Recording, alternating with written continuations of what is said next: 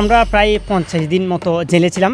আমাদের মুক্তির জন্য বাংলাদেশের প্রধান উপদেষ্টা নোবেল বিজয়ী শান্তির দূত professor doctor Mohammad Yunus sir সরাসরি ইউএই সংযুক্ত আরব আমিরাতের প্রেসিডেন্ট শেখ মোহাম্মদ জায়েদ সাহেবকে কল দিয়েছেন আমাদের মুক্তির জন্য।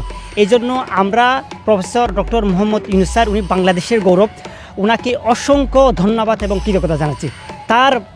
তিনি সরাসরি আমাদের মুক্তির জন্য কল দিয়েছেন।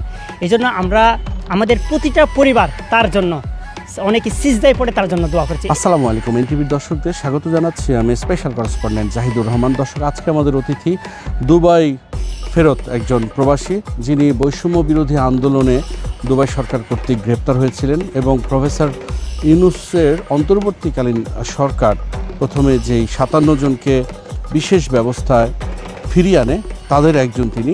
তার নাম মাওলানা হাফেজ মোহাম্মদ। তিনি সম্প্রতি দেশে ফিরেছেন। আমরা জানতে চাইব সেখানকার প্রবাসীদের কথা, তার যে নিদারুণ অভিজ্ঞতা ছিল সেই বিষয়গুলো। জনাব হাফেজ মোহাম্মদ, এনটিভির পক্ষ থেকে আপনাকে স্বাগতম। আপনি কিভাবে গ্রেপ্তার হলেন, কেন গ্রেপ্তার হলেন?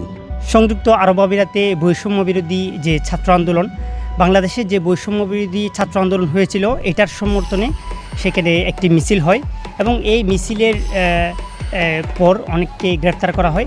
এবং এখানে যে শুধু যারা মিছিল করেছে তাদেরকে গ্রেফতার করা হয়নি, বরং যারা বাংলাদেশে বৈষম্য বিরোধী ছাত্র আন্দোলনের পক্ষে যারা লেখালেখি করেছিল, বাংলাদেশে যে আবু সাঈদ, মীর মুগ্ধ সহ অসংখ্য এই ছাত্ররা শাহাদাত বরণ করেছিল, তাদের পক্ষে আমরা লেখালেখি করেছি। এই লেখালেখি করার কারণে আমাদেরকে সেখানে আমরা পরে জেলে গিয়ে খবর পেয়েছি যে আমাদের লিস্টগুলো যারা আওয়ামী লীগ বা যুবলীগ যারা সেখানে আছে তারা সেখানে লিস্ট দিয়েছে এবং আমরা এই লেখালেখি করার কারণেই আমাদেরকে পরবর্তীতে যে সেখানে একটা লিস্ট জমা দেওয়া হয়, সেই পরবর্তীতে আমাদেরকে সিআইডি থেকে কল দেওয়া হয়। কল দেওয়ার পরেই আমরা সেখানে যাই, পরে আমাদেরকে গ্রেফতার দেখানো হয়। আপনি ওখানে কি করতেন? আমি সেখানে সংযুক্ত আরব আমিরাতে খতিব হিসেবে নিযুক্ত ছিলাম। পাশাপাশি আমি একটা টাইপিং সেন্টারে জব করতাম। কতদিন আগে গিয়েছিলেন? আমি গিয়েছি প্রায় 3 বছর আগে। 2 বছর পর আসছি, এসে আবার গিয়েছি। যাওয়ার 8 মাসের মাথায় এই প্রবলেমটা হয় আর কি আমাদের। তো আপনাদেরকে প্রথমে বললেন সিআইডি, মানে সেখানকার আইন শৃঙ্খলা রক্ষাকারী প্রতিষ্ঠান বাহিনী, তারা আপনাকে ডেকে নিয়ে গেল। নেওয়ার পরে কি হলো? তারা আমাদেরকে সেখানে ডেকে নেওয়ার পর আমাদেরকে বলল যে মানে আমরা মিছিলে ছিলাম কিনা, আরবিতে এভাবে বলছে আনতা ফি মুজাহারা। আমি বলছিলাম যে উল্লাহ লাযিম আনা মাফি মালুম আনা মাফি মুজাহারা, অর্থাৎ আমি সেখানে এই বিষয়টা জানি না এবং আমি মিছিলে ছিলাম না। সে বলতেছে যে না, তুমি মিছিলে ছিলা, তোমার ব্যাপারে এখানে ইনফরমেশন আসছে। তো আমি বললাম যে আসলে আমি তো মিছিলে ছিলাম না।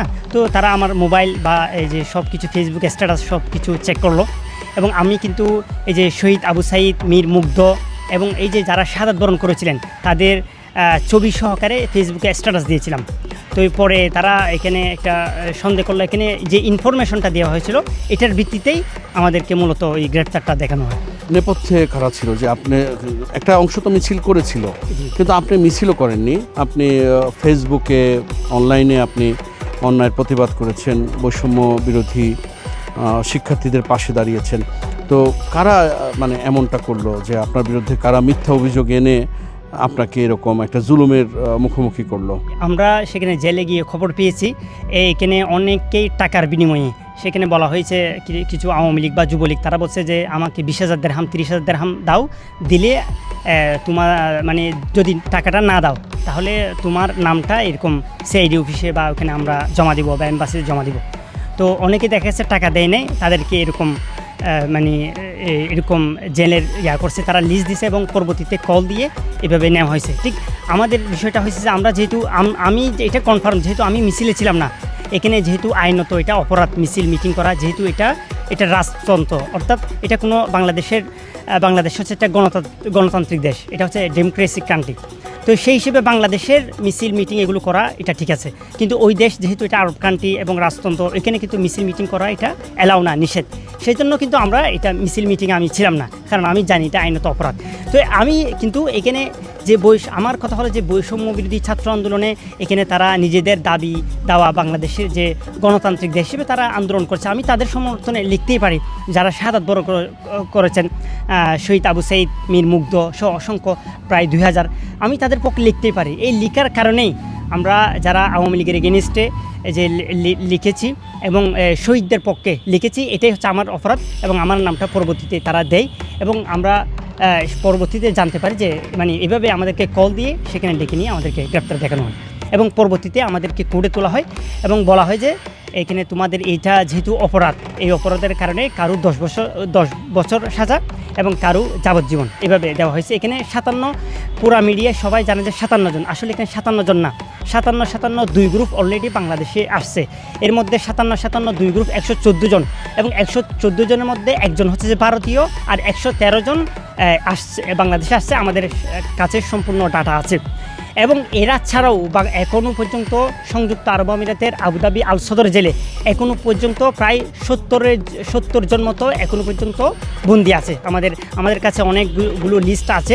আমরা কয়েকদিন আগে প্রবাস কল্যাণ মন্ত্রণালয়ে গিয়েছি, সেখানে বলেছি এবং আমরা সবগুলো লিস্ট নিয়ে খুব শীঘ্রই আমরা প্রবাস কল্যাণ মন্ত্রণালয়ের লিস্টগুলো জমা দিব। এর আগে আমি একটা স্মারকলিপিও দিয়েছি প্রবাস কল্যাণ মন্ত্রণালয়ে, তো এখনও কোনো কার্যকর পদক্ষেপ গ্রহণ করে নাই। আমি এই বিষয়ে আরেকটা বিষয় বলি, আমাদের মুক্তির জন্য বাংলাদেশের প্রধান উপদেষ্টা, নোবেল বিজয়ী শান্তির দূত professor doctor Mohammad Yunus sir সরাসরি UAE সংযুক্ত আরব আমিরাতের প্রেসিডেন্ট শেখ মোহাম্মদ জায়েদ সাহেবকে কল দিয়েছেন আমাদের মুক্তির জন্য। এই জন্য আমরা professor doctor Mohammad Yunus sir, উনি বাংলাদেশের গৌরব, ওনাকে অসংখ্য ধন্যবাদ এবং কৃতজ্ঞতা জানাচ্ছি। তিনি সরাসরি আমাদের মুক্তির জন্য কল দিয়েছেন। এই জন্য আমরা আমাদের প্রতিটা পরিবার তার জন্য, অনেকে সিজদায় পড়ে তার জন্য দোয়া করছে। এরকম মানুষ, এইটা শুধু আমরা মনে করি এটা আমাদের বাংলাদেশের গৌরব, আমাদের এশিয়ার গৌরব। এরকম একজন মানুষ যা আমরা পেয়েছি বাংলাদেশে, এটাই তো আমাদের জন্য অনেক বড় বিষয়।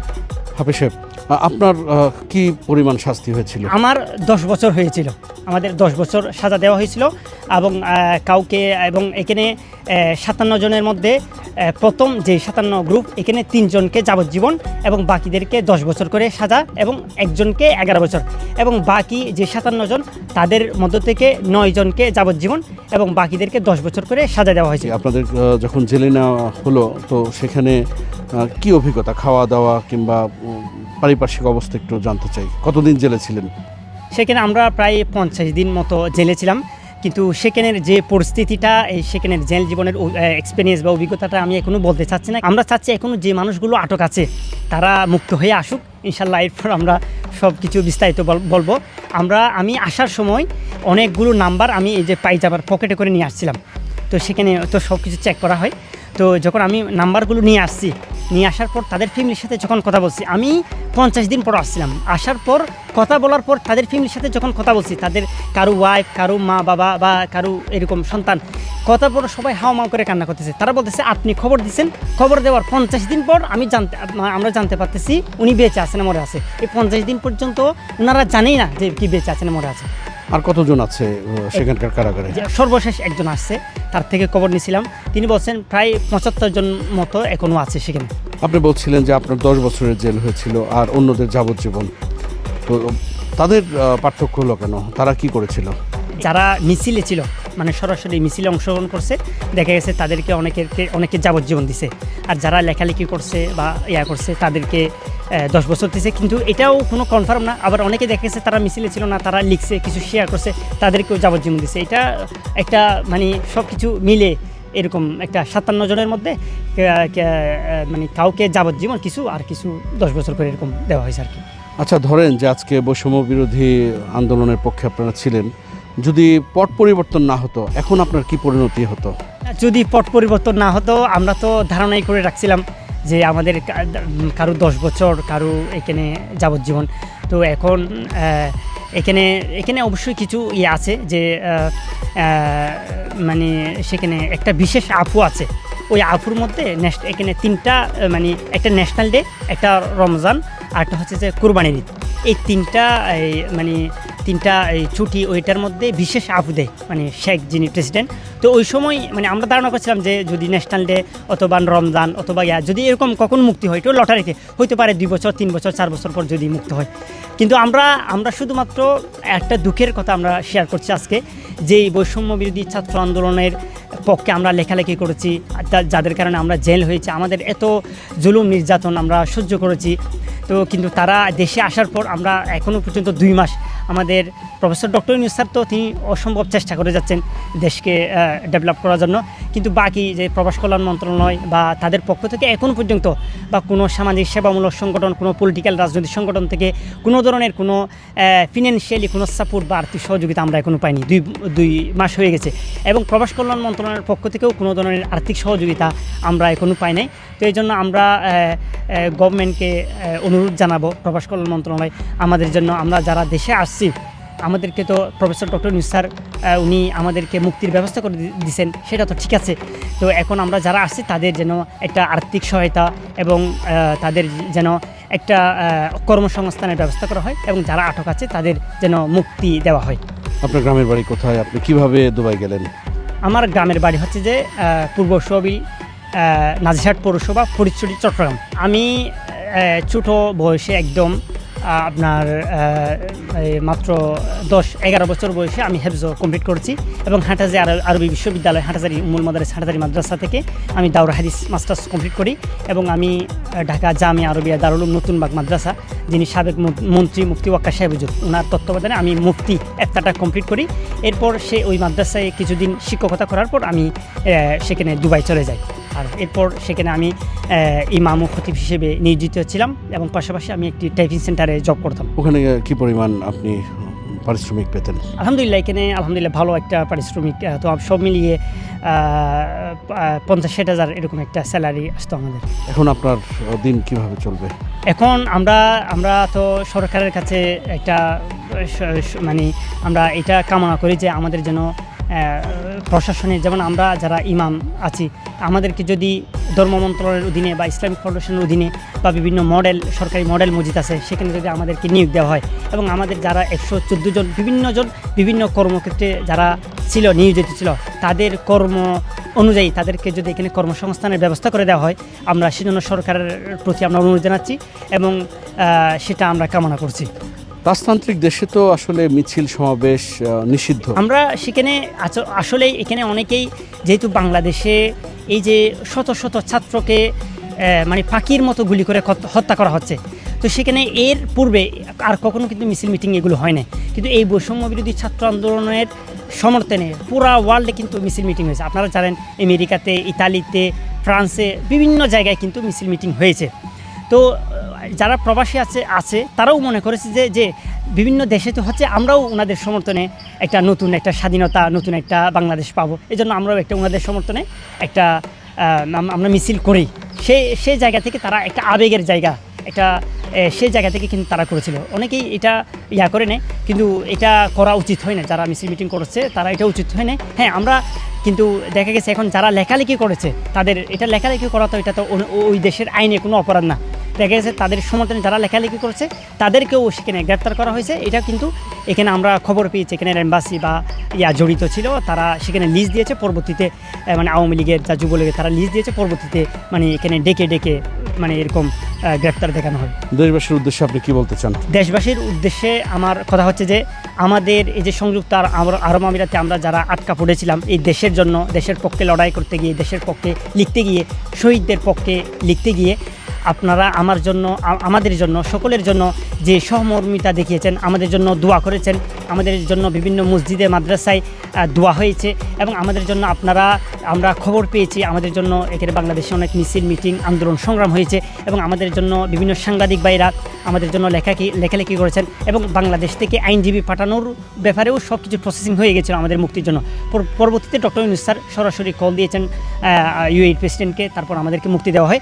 এই জন্য আমরা বাংলাদেশের সর্বস্তরের জনসাধারণকে অসংখ্য ধন্যবাদ এবং কৃতজ্ঞতা জানাচ্ছি, এবং সেই সাথে বাংলাদেশের গভর্নমেন্টকে আমরা অনুরোধ করব আমাদের যেন এই যে আমাদের এই যে বিশাল একটা অর্থনৈতিক এই যে আমাদের একটা ক্ষতিগ্রস্ত, আমাদের লাখ লাখ টাকা, কারো কোটি কোটি টাকা, কারো 20 বছর 25 বছর 30 বছর ধরে সেখানে ছিল, সব কিছু ফেলে এসে শুধুমাত্র এই বৈষম্য বিরোধী ছাত্র আন্দোলনের পক্ষে লেখালেখি করতে গিয়ে, আন্দোলন করতে গিয়ে তাদের যে একটা বড় একটা সমস্যার মধ্যে পড়েছে, প্রবলেমের মধ্যে, এটা যেন সলভ করা হয় এবং আমাদের যেন কর্মসংস্থানের ব্যবস্থা করা হয়, আর্থিক সহায়তার ব্যবস্থা করা হয় এবং আমাদের এখনও যারা আটক আছেন তাদের জন্য দ্রুত মুক্তির ব্যবস্থা করা হয় এবং আমাদের যে প্রবাসীদের ত্যাগ এবং অবদান এটা যেন ইতিহাসের পাতায় স্বর্ণাক্ষরে লেখা থাকে, সেজন্য এটা যেন পাঠ্য বইয়ে সংযুক্ত করা হয়। এই জন্য আমরা সরকারের প্রতি অনুরোধ জানাচ্ছি।